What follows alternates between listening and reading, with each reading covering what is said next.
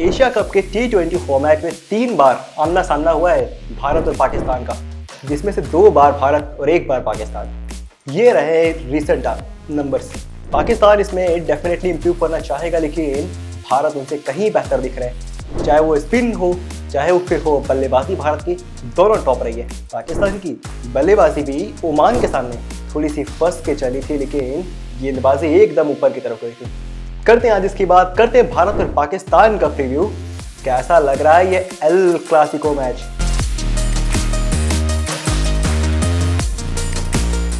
Hello, कैसे हैं आप सब? रियली होप आप सब बढ़िया होंगे और एकदम तैयार होंगे भारत पाकिस्तान के मैच देखने के लिए। हैं तो यार, कमेंट में बताइएगा ज़रूर। By the way, let's start one by one. Start करते हैं भारत की बल्लेबाजी से। सिर्फ बल्लेबाजी में क्या है, एक बार भारत का अगर कोई प्लेयर का है ना तो समझ सकते हैं। पाकिस्तान के वसीम अकरम का भी मैं देख रहा था जब ओमान के अगेंस्ट, वहाँ पे उन्होंने एक बात, बहुत अच्छी बात कही थी। उन्होंने कहा कि भारत की बल्लेबाजी जो है, जो उनका स्ट्राइक रेट है, कहीं बेहतर है पाकिस्तान की बल्लेबाजी से। अभिषेक शर्मा 190 के स्ट्राइक रेट से बैटिंग कर रहे हैं। वहीं अभिषेक शर्मा की कंपैरिजन आप करेंगे कि पाकिस्तान के ओपनर से, सहीब ज़्यादा फरहान की बात कर लें या बात करें सेम आयूब की, स्ट्राइक रेट 130-140 के आसपास है। सूर्य कुमार यादव भारत के कप्तान, भारत के लीडर, स्ट्राइक रेट एकदम ऊपर की तरफ। पाकिस्तान के कप्तान सलमान आगा, अगर आप उनकी कंपैरिजन करते हैं तो स्ट्राइक रेट ठीक ठीक है, ओके है। आप ये नहीं कह सकते कि Salman is a better than Surya Kumar Yadav, बिल्कुल नहीं कह सकते, क्योंकि स्ट्राइक रेट उनका बहुत कड़ा है। और भाई साहब जो खेल रहा है ना, मतलब जो परफॉर्मेंसेस हैं उसकी, जो रिसेंट समय में जो आ रहे हैं, मतलब उनकी तरफ से परफॉर्मेंस रन्स की एकदम ऊपर। भारत के पास 2 बेहतरीन ऑलराउंडर हैं, एक है शिवम दुबे, दूसरे हैं हार्दिक पांड्या।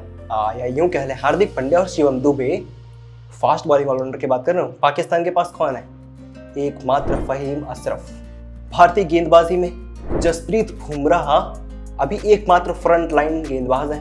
आप चाहें तो इसमें आप अर्शदीप सिंह को ऐड कर सकते हैं। डिपेंड करेगा कि दुबई की पिच कैसा बिहेव करती है। सिर्फ दुबई का जो ग्राउंड है, वहाँ की जो पिच चलती है ना, वो स्पिन बॉलर्स के लिए ठीक है। बाद में नई गेंद से थोड़ी सी स्विंग मिलती है।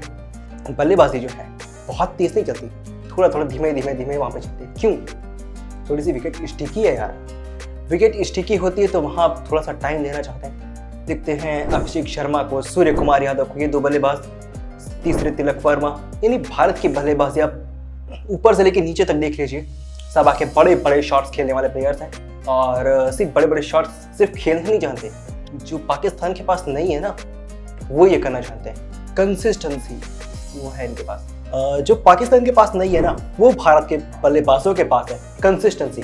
और फिर भारत की गेंदबाजी, एक्सपीरियंस है वहाँ पे। चाहे आप बात करें वरुण चक्रवर्ती, अक्षर Patel, Kuldeep Yadav, 3 front line spinner, Vashi को भी खिला सकते हैं। वैसे छठा गेंदबाज जब भारत का हुआ था यूएई के सामने, तो वहाँ शिवम दुबे थे।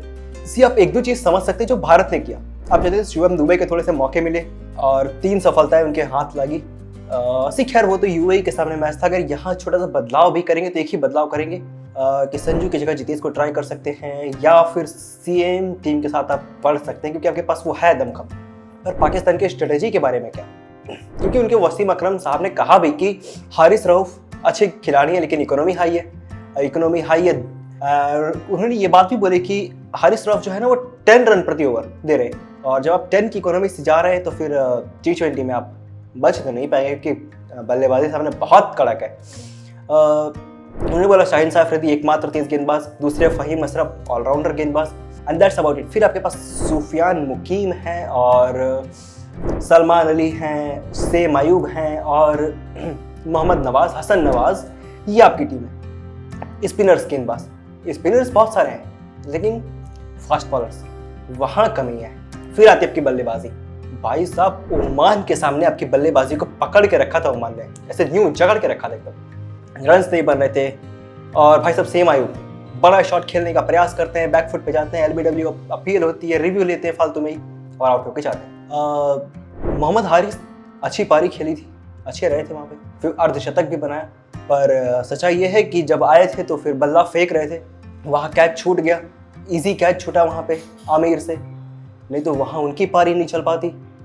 फरहान साहब बल्लेबाजी फंस रही थी उनकी, स्लो स्लो स्लो स्टार्टिंग में थे, बाद में थोड़ी सी पेस होने की, क्योंकि मोहम्मद हारिस बड़े बड़े शॉट मार रहे थे। और सी दुबई का एक्सपीरियंस तो दोनों टीमों को हो चुका है, चाहे भारत की बात करें चाहे पाकिस्तान की बात करें, दोनों के पास वो अनुभव है पहला मैच खेलने का। और सी भारत या पाकिस्तान एक मैच की बात नहीं है, वो बहुत समय से दुबई को जानते हैं, वहाँ के ग्राउंड को जानते हैं, वहाँ के डायमेंशन को, पिच को बेहतर जानते हैं। अच्छा खासा एक्सपीरियंस है दोनों टीम के पास।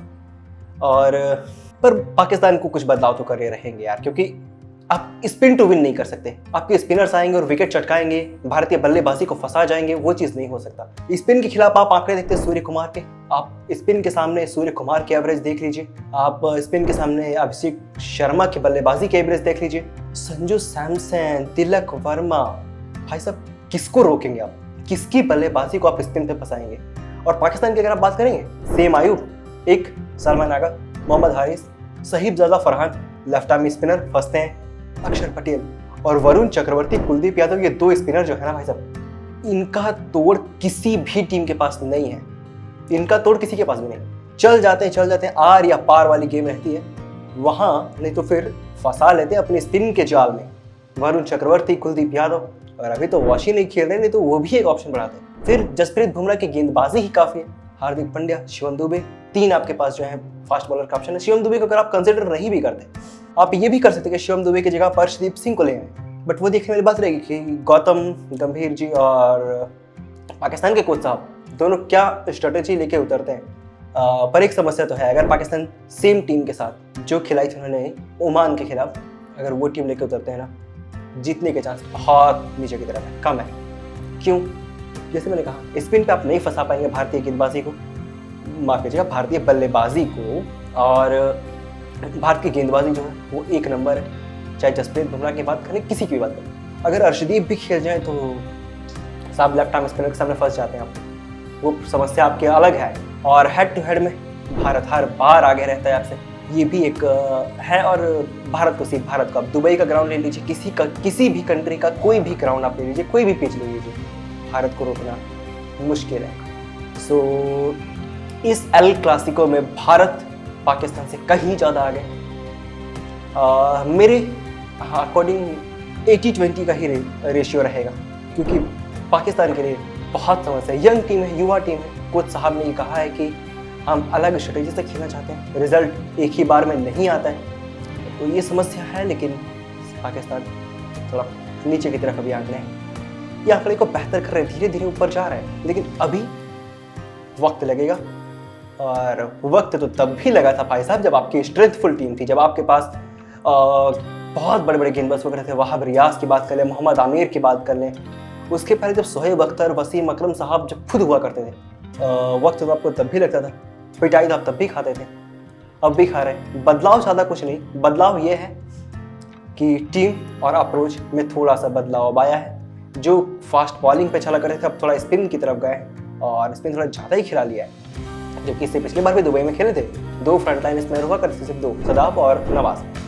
बदलाव किए, आपके पास है हसन अली, आपके पास है मोहम्मद वसीम, और आपके पास सलमान साहब भी हैं। क्यों ले आए हैं इनको, क्यों खिलाएंगे, कब खिलाएंगे, ये सवाल तो रहेंगे इनके लिए। क्योंकि भाई साहब अगर आप भारत के खिलाफ नहीं खिलाए, अगर आप भारत के खिलाफ नहीं खिलाने वाले थे या खिलाने वाले, तो ओमान के खिलाफ आपको वार्म अप कराना चाहिए था। और अगर आप नहीं खिलाने वाले हो तो क्यों?